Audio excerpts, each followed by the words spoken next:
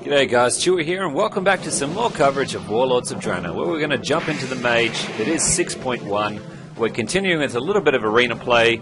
It's been a while since I've done the Frost Mage. I've been going a little bit crazy with fire as of the late season, so I thought, why not? I'll jump onto some 2s action, grind up a little bit of my cap for the week, and jump into Frost. And I don't know if you just saw it there, guys, but I just threw my Frost Elemental cast ability to the side.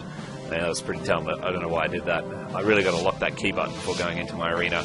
But on the side track, let's talk about the team comp. Alright, so we're going in with the Pally Frost Mage combo, and the comp we're up against is a similar one. It's a Frost Mage and a BM. There's a lot of BMs at the moment in 6.1, especially in the arena. God, it's either BM or it's Smut. It's starting to slow down a little bit on the survival, and that's probably because of the buffs that they've had, so they're going absolutely nuts. A nice little good opener there. I missed a really good opportunity there to use obviously my Frostjaw ability. I did a slight change too, guys, with the skill set. I've included the God, I can't even say it, the ability like a second silence would have you. Puts them in place, applies a silence, and it's just absolutely amazing, especially when you're coming into a lot of casters. It really does assist. You can see we got some really, really good damage off there on the BM Hunter. At this point, I was just trying to keep the Mage off the Pally. Not that he needs any help with that, and I've come around with a quick teleport to finish off this Hunter, and there's the kill. And now we just need to switch back over and take the Mage out. As for the build, guys, nothing too major. I did get rid of the mirror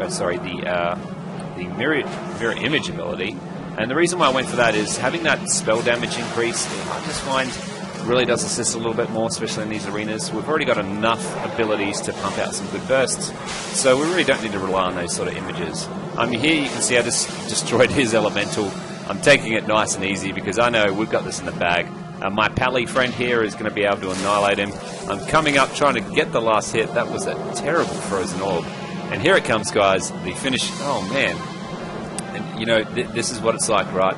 This is what being a mage is all about. Being annoying, having a lot of breaks for CCs, and then using an ice block just pouring out to kill you. But, no doubt, guys, we got him in the bag. Beautiful first start to the season with the Mage. Let's jump into some more arena action.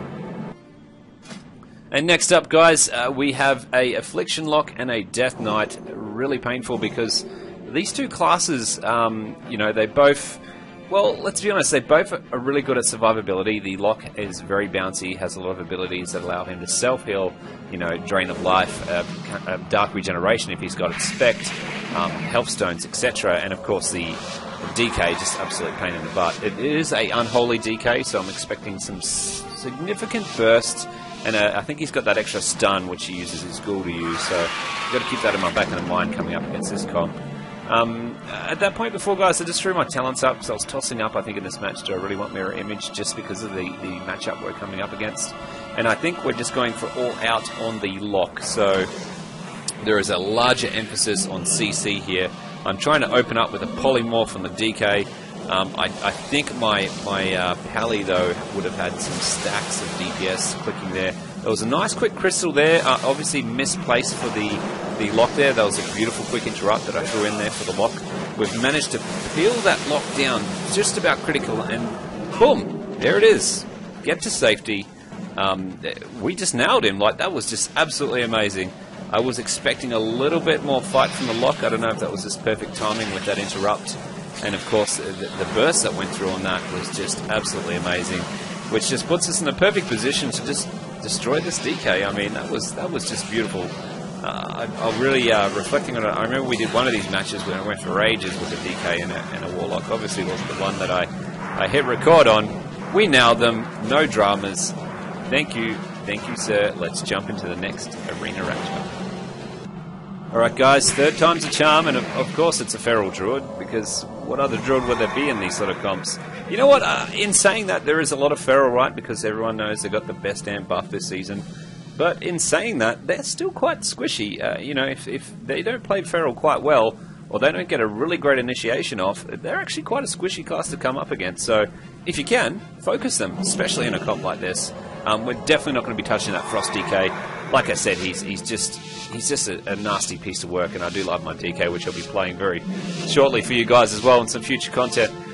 So it really is about getting that Druid, baiting him out, and bursting him down as hard as we can. in a fight like this, it's pretty highly likely they're going to try and make my ret bubble, I guess, on the if I was to turn the battle around. And for us, it's just destroying it. Why didn't he actually? He should have stealthed. That prismatic, that was actually really beautiful. You could just see the immense power of it. Almost was like a crit that hit the prismatic crystal and spread that damage straight into the druid. The druid is attempting to heal up. I'm jumping around. Here it is. He's dead. I mean, that damage is just insane. I mean, it's even too much to comprehend. At this point, it's pretty much easy street. We have taken quite a lot of damage. I'm not sure if the bop was the best idea here. As much as I love a bop, the thing with a DK is a lot of that damage, other than the auto attack, is a lot of frost damage and magical damage as well. So it's not all physical damage with DK. So as much as you think bop is quite good, it's not the best against a DK trying to pinch you down. But no matter. I mean, 2-on-1 at this point. Pally being able to off heal. I mean, it's in the bag. I'm just trying to break a bit of contact here, and it appears at this point. I'm just conjuring some food because I wanted to eat something, and then I sort of realized that probably shouldn't leave my my paladin to 1v1 that DK, and I'll pop back in there for the finisher. Here it is, guys. Beautiful third match down. Let's jump into one more for the opener for the Mage in 6.1. And the last one, guys, we're up against a Demonology Warlock and an Assassin Rogue. So being Demo, you know, they do have an ability to burst quite substantially. I mean, with Demon Bolt especially, there's some pretty massive damage that class can do. In saying that it's an Assassination Rogue, I mean, that there is all about the burst out of the stealth. Probably not as many survivability abilities as the Combat Rogue. So, I mean, you'd probably want to go Demo first in this sort of arena matchup. The reason for that is, you know, even though there's not strong survivability from that rogue, he's just a pain in the ass. He's got, you know, evasion abilities. He can go immune. There's a series of abilities that he could have spec or at his arsenal that just make him a waste to go for. Whereas the Demo, all he can really do is get a bit bouncy, and, you know, as normal, dark regeneration, certain shielding abilities. So it's really about putting the stronger pressure on the Warlock. You can see I'm just trying to get in there for the opener. I'm dropping the crystal down in the center. The rogue is straight on me. He's trying to chain me into that stun. I popped off some damage. I mean, this is just a lovely place for my crystal to sit while I'm just smashing the damage down. And the beautiful thing about this team here is you can actually sit there and relax while you're in your frozen tomb. There's no hard removal coming my way. We've managed to spread a fair bit of damage across both of them, but we really want to focus a little bit more on the Demonology Warlock. So you can see I'm trying to get into a better position where I can start hitting him a little bit harder. The rogue is just straight into me. He's not messing around. I've just got to get over there and really just break him away from me. Keep mobile. You don't want to keep still having a rogue on you. And that was a really good opportunity there for an interrupt. And here it is. Here goes a Demo, which basically leaves us open for the finisher on the rogue. Just popped a quick freeze because, why not? I mean, he's pretty much gone at this point. I asked for a quick bop because this is the perfect person to be bopped against. Everything coming my way, just about everything, is the melee damage. So, and at this point, guys, we've nailed it. Well, I hope you enjoyed the quick return of the Frost Mage, because I know I've been playing a lot of fire.